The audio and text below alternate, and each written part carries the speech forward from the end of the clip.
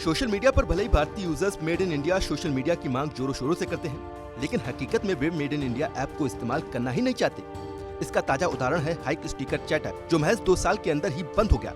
भले इस वक्त देश में प्राइवेसी पॉलिसी को लेकर लोग व्हाट्सएप को बाय बाय कह रहे हों, लेकिन एक समय था जब दुनिया के सबसे पॉपुलर ऐप से टक्कर लेने के लिए एक भारतीय कंपनी बाजार में उतरी थी। लेकिन आज इस कंपनी के दरवाजों पर ताला लग गया है। भारतीय messaging app hike sticker chat बंद हो गया है और अब ये गूगल प्ले स्टोर और एप्पल के ऐप स्टोर पर मौजूद नहीं है।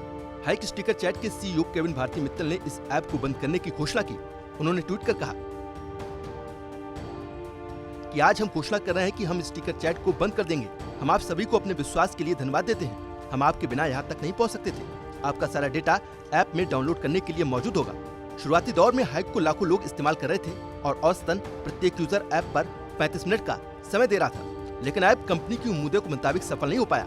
हाइक को बंद करने की घोषणा के साथ ही कंपनी ने यह भी स्पष्ट किया कि वो 2021 में अपने कुछ नए प्रोडक्ट्स बाजार में लाने की तैयारी कर रही है। इनमें से रश और वाइब को पेश कर दिया गया है।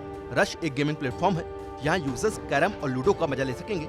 वहीं वाइब एक कम्युनिटी प्लेटफॉर्म है और इस सर्विस में शामिल होने के लिए यूजर्स को पहले अप्लाई करना होगा। मित्तल ने कहा कि जब तक पश्चिमी देशों की कंपनियों पर बैन नहीं लगता, तब तक हाइक और दूसरे भारतीय मैसेजिंग ऐप टेलीग्राम और सिग्नल का मुकाबला नहीं कर सकते।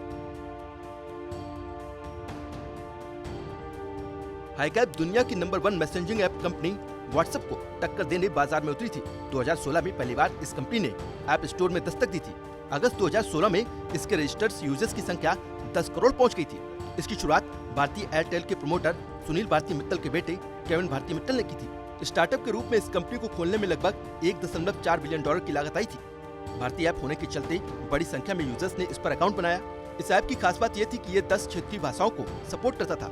हालांकि व्हाट्सएप मैसेंजर के आसान इंटरफेस और ज्यादा सुविधाओं के चलते हाइक की पॉपुलैरिटी कुछ दिन में खत्म हो गई। व्हाट्सएप को टक्कर देने की बात हो और चीनी कंपनियां सामने न आए, ऐसा तो हो ही नहीं सकता। जब हाइक ऐप बाजार में आई तो इसे सपोर्ट देने के लिए चीनी टेक दिग्गज टेंसेंट भी साथ आई।